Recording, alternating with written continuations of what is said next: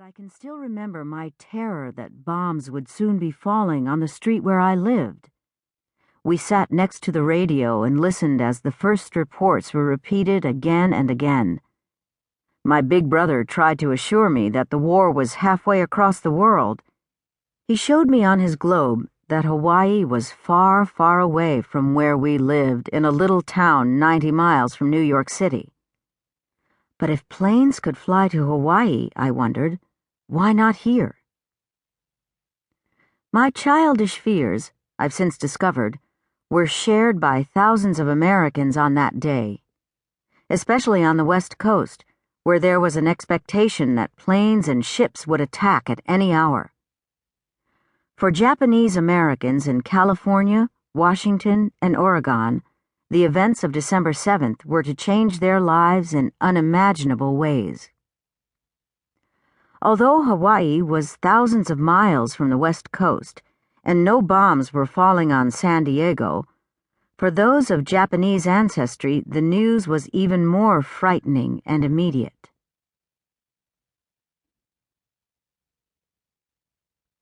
From the testimony of Sally Kurita Tsuneishi in Los Angeles on August 4, 1981. We were filled with a terrible fear. The question was, what will happen to us now? That night, an FBI agent with our town sheriff appeared at our door in the middle of the night to arrest my father. Without a word of protest, he got dressed and went with them into the dark night. We did not see him again for 2.5 years. It was as if the world fell about our ears.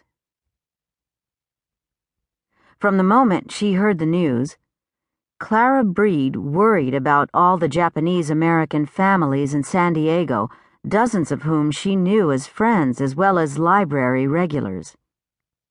Just 2 weeks before, Tetsuzo Hirosaki, along with his father and sister, had celebrated Thanksgiving with Clara and her family.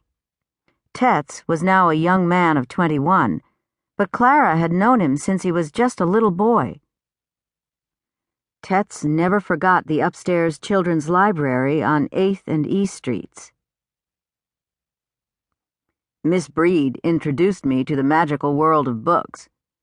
What an ironic fortune I had to be a neglected child. My mother had died when I was 5, and my father was working 16 hours a day.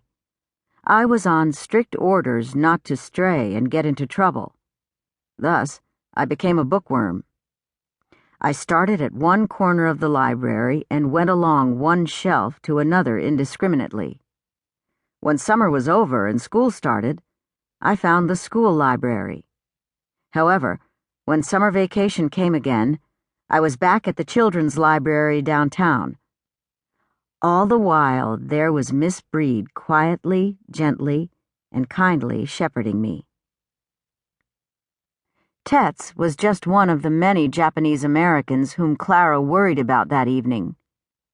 During the past 14 years, as San Diego's first children's librarian, she had watched Tets and so many others grow from little children who could barely write their names to big teenagers ready for college. The downtown branch was one of 13 branches of the San Diego Public Library, but it was the one that Japanese American children could walk to in their neighborhood. Clara had given these children their first library cards and shared story hours with them. Miss Breed, as they all called her, helped while they spent long hours bent over encyclopedias and searched through the Reader's Guide to find that last little fact for their term papers. They were as devoted to her as she was to them. What would happen to them now? She wondered. Clara Breed wrote in the Library Journal in June 1942, December 7th was a blow to everyone, but to the young Japanese Americans, it was as if the world fell about our ears. Arrests were swift and sudden. Before the sun had set on the West Coast,